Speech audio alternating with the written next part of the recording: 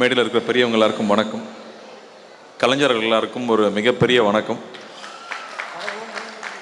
இந்த நிகழ்வை பற்றி தெரிஞ்சுக்கிட்டப்போ கண்டிப்பாக கலந்துக்கணும்னு ஆசையாக இருந்துச்சு. நைட் ஷூட்டிங் முடிச்சுட்டு வந்தேன். பட் இந்த மிஸ் பண்ணிடக்கூடாதுன்னு ரொம்ப ஆர்வமாக இருந்துச்சு. நடிகர் சங்கத்துக்குள்ளே போனதுக்கப்புறமா தான் இசைக்கலைஞர்கள், நாட்டுப்புற கலைஞர்கள் பற்றி தெரிஞ்சிக்கவே ஆரம்பித்தேன். நான் ஒரு கலை, ஒரு கலாச்சாரம் மேற்கத்திய கலாச்சாரத்தை நோக்கி போயிட்டு இருக்கும்போது நம்ம ஊரில் இன்னும் ஒரு 1000 வருஷமாக இருக்கக்கூடிய பாட்டையும் கலையும் இன்னும் காப்பாற்றிட்டு இருக்கிற இவங்க எல்லாரையும் தெய்வங்கள்னு தான் நான் சொல்லுவேன். இவங்க இல்லாட்டி நம்ம தலைமுறைக்கு அந்த கலையோ அந்த பாடலோ நமக்கு தெரிய போகிறது கிடையாது. அதை இன்னும் உயிர் மூச்சாக வச்சுட்டு பாடிட்டு இருக்கிறவங்க எல்லாருக்கும் கோடான கோடி நன்றிகளை தெரிவிச்சுக்கிறேன். இதை எடுத்து நடத்திட்டு இருக்கிற காளீஸ்வரன் ஐயாவுக்கும் மிகப்பெரிய நன்றி. இதில் மாணவர்கள் பங்கு பெற்றுட்டு இருக்காங்க. எல்லாரும் பிடிஎஸ்ன்னு ஃபேன்ஸாக அடுத்த ஜென்ரேஷன் போயிட்டு இருக்கும்போது நம்ம கலைகளை பார்க்கறதுக்கு ஒரு சந்தர்ப்பம் ஏற்படுத்தி கொடுத்ததே மிகப்பெரிய விஷயம். ரொம்ப ரொம்ப சந்தோஷமாக இருக்குது இந்த விஷயம் நடக்கிறதுல. இதில் நிச்சயமாக எங்களுடைய பங்கு எப்பவுமே இருக்கும். அகரம் மூலமாக என்ன பண்ண முடியுமோ நிச்சயமாக நாங்கள் கூடயே இருப்போம்னு நான் தெரிவிச்சுக்கிறேன்.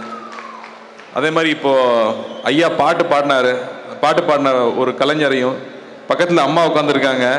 பருத்தி வேனில் நாங்கள் ஒன்றா நடித்தோம். அதுக்கப்புறமா அம்மா இப்போ தான் நான் பார்க்குறேன். ஊரோரம் புளிமரம் பாட்டிலையும் கூட நடித்தவங்க. நடுவில் அவங்களுக்கு உடம்பு சரியில்லாமல் போயிருந்திருக்கு. எனக்கு அது தெரியல, அந்த விஷயம் தெரியல. பட் இப்போ நல்லா இருக்காங்க. அவர் நேரில் பார்க்கறதுல அவ்வளோ சந்தோஷம். கிட்டத்தட்ட 10-11 வருஷம் ஆச்சு அவங்கள பார்த்து. அவங்களால நிற்க முடியாது. ஆனால் அந்த ஒரு மாதிரி ஒரு தாங்கி நடந்தே பிச்சை எடுத்துருவாங்க. அவங்க பாட்டினாங்கன்னா ஒரு பையன் ஆடாமல் இருக்க முடியாது. ஸோ அந்த அம்மாவையும் ரொம்ப நாளுக்கு அப்புறம் இங்கே சந்திச்சதில் ரொம்ப ரொம்ப மகிழ்ச்சி. அதுவும் லோயலா காலேஜில். ஏன்னா சென்னையை பொறுத்த வரைக்கும் ஒரு கலாச்சார ஹப்னா அதுதான், ஒரு கல்ச்சுரல் ஹப்னா நிச்சயமாக லோயலா காலேஜ் தான். இங்கே நடக்கிற விஷயங்கள், இங்கே பசங்க பண்ணுற விஷயங்கள், இவங்க பயன்படுத்துகிற விஷயங்கள் தான் தமிழ்நாடு ஃபுல்லாக ஸ்டைலாக பரவும். அது அண்ணா இந்த காலேஜில் தான் படித்து வந்திருக்காரு, விஜய் சார் இந்த காலேஜ் தான் படித்து வந்திருக்காரு, நிறைய இயக்குநர்கள் இங்கே வந்திருக்காங்க.